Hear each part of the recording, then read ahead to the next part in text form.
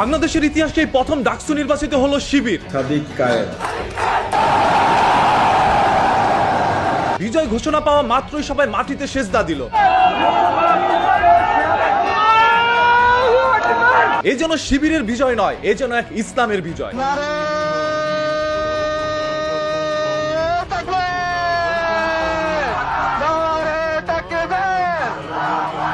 আইন শৃঙ্খলা বাহিনী বলেছে এই নির্বাচনটি যেরকম সুষ্ঠু হয়েছে সেরকম ভাবে জাতীয় নির্বাচনও সুষ্ঠুই হবে।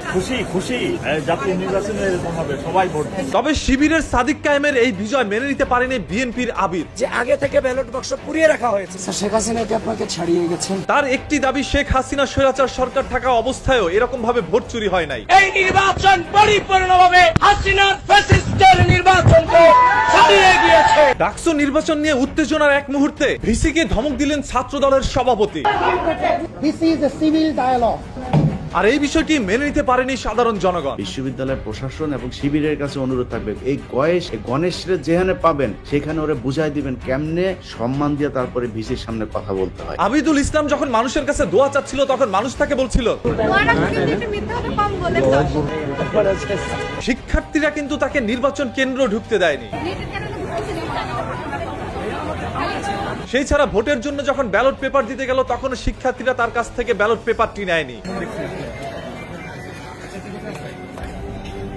এরকম ভাবে পর্যায়ক্রমে এই আবিদুল ইসলাম মানুষের কাছে অপমান অপদস্থ হচ্ছিল।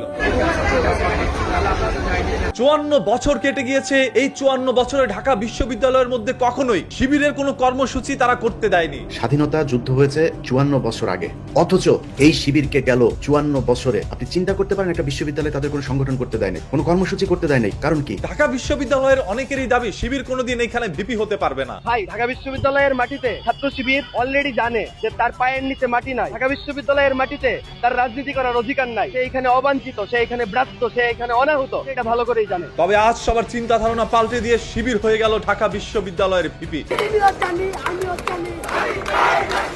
জামাত আর শিবির যদি নির্বাচিত হয় তাহলে অনেক মানুষই হেরে যাবে। যদি জামাত শিবির নির্বাচিত হয়, হেরে গেছি আপনারাও আমরাও সম্মিলিতভাবে, প্লিজ হেরে যায়েন না। তুমি রিয়েলিটি মাইনে নাও। ইনশাআল্লাহ ছেড়ে যাব না। ঢাকা বিশ্ববিদ্যালয়ের সামনে যেরকম জামায়াতের উপস্থিতি ছিল সেরকম ভাবেই ছাত্র দলেরও উপস্থিতি ছিল। মারমুখী অবস্থানে একদিকে হচ্ছে জামাতের কর্মীরা অবস্থান করছে, অন্যদিকে বিএনপির কর্মীরা অবস্থান করছে। তবে হেরে যাওয়ার কারণে তারা এই নির্বাচন মানে নাই এবং তারা বলছে প্রশাসন ভোট চুরি করেছে।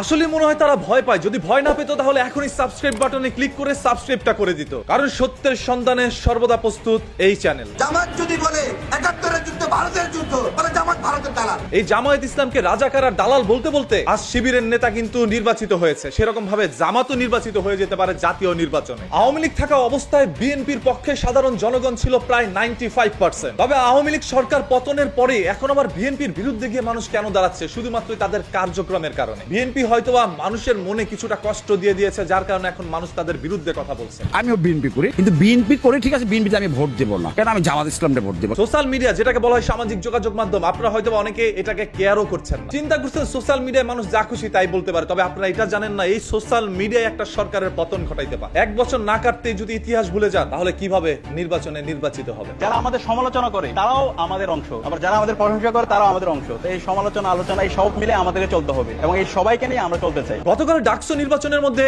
আবিদুল ইসলাম, অন্যদিকে সাদিক কায়েম, এই দুইজনের মধ্যে একটি হাড্ডাহাড্ডি লড়াই হয়। তবে নির্বাচনের ভোট গণনার পরে আমরা দেখতে পারি প্রায় 60 থেকে 70% ভোট বেশি পেয়েছে শিবির থেকে সাদিক কায়েম। সাদিক কায়েম সহসভাপতি, প্রাপ্ত ভোট 14,000। তার মানে তাকে মানুষ কি পরিমাণ ভালোবাসে, পছন্দ করে সেটা হয়তো বা গতকালকে নির্বাচনে আপনারা বুঝতে পেরেছেন। সাদিক কায়েমের প্রত্যেকটি কথায় মানুষ অনুপ্রাণিত হয়। তার কথার মধ্যে কোথাও অহংকার লুকিয়ে থাকে না। এই নির্বাচনে হারা অথবা জিতা এটা কোনো কোয়েশ্চেন না। এই নির্বাচনের মাধ্যমে জুলাইয়ের যে আকাঙ্ক্ষা, শহীদদের যে আকাঙ্ক্ষা, প্রতিচ্ছবি আমরা দেখতে পাচ্ছি, সেটা হলো আমাদের সবচেয়ে বড় তৃপ্তির বিষয়। এখানে যে জিতক অথবা যে হারক, আমরা সবাই জিতে যাব। এতে করে সাধারণ শিক্ষার্থীরা সাদিক কায়েমকে ভোট দিয়ে নির্বাচিত করে। গতকাল এই শিবিরের পক্ষ থেকে সাদিক কায়েমকে নির্বাচিত করার ফলে মানুষ ভেবে নিচ্ছে এ যেন জামায়াত ইসলামের বিজয় হয়েছে। সাদিক কায়েম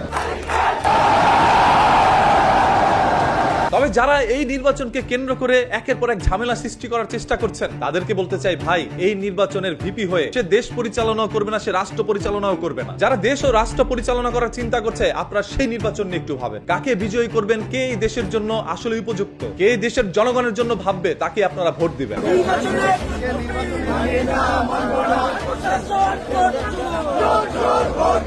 আর যেই ক্ষমতার চেয়ারে বসেন না কেন, আপনাদের কাছে অনুরোধ, কখনোই ক্ষমতা পেয়ে ক্ষমতার অপব্যবহার করে স্বৈরাচার হয়ে উঠেন না। আচ্ছা আবিদ ভাই, আপনি বিএনপি করেন, ছাত্রদল করেন, সাদিকের কাছ থেকে যদি জিততে চান তাহলে সাদিকের চাইতে ভালো হইতে হবে আপনাকে। সাদিক যা করে তার চেয়ে ভালো কিছু করতে হবে। প্রত্যেকটা স্বৈরাচারের পতন একদিন না একদিন ঠিকই হয়। শেখ হাসিনা পালাইতে পারছে, হয়তো আপনি পালাতে পারবেন না। বিএনপি যদি রাষ্ট্রীয় ক্ষমতায় আসে, জাস্ট আপনি আবারও বলি, লিখে রাখেন, কোট করে রাখেন, 2 সপ্তাহের মধ্যে আওয়ামী লীগের সবাই বাংলাদেশে ঢুকবে, আবার লগি বৈঠা নিয়ে নামবে, আবার বিএনপি কে বিতরণ করে আবার তারা রাষ্ট্রীয় ক্ষমতায় আসবে। স্বৈরাচার সরকার যেভাবে ভোট চুরি করেছিল, সেরকম ভাবে নাকি এই ঢাকা বিশ্ববিদ্যালয়ের ডাকসু নির্বাচনের মধ্যে ভোট চুরি হয়েছে বলছে। তোমরা শেখ হাসিনা কি আপনাকে ছাড়িয়ে গেছেন?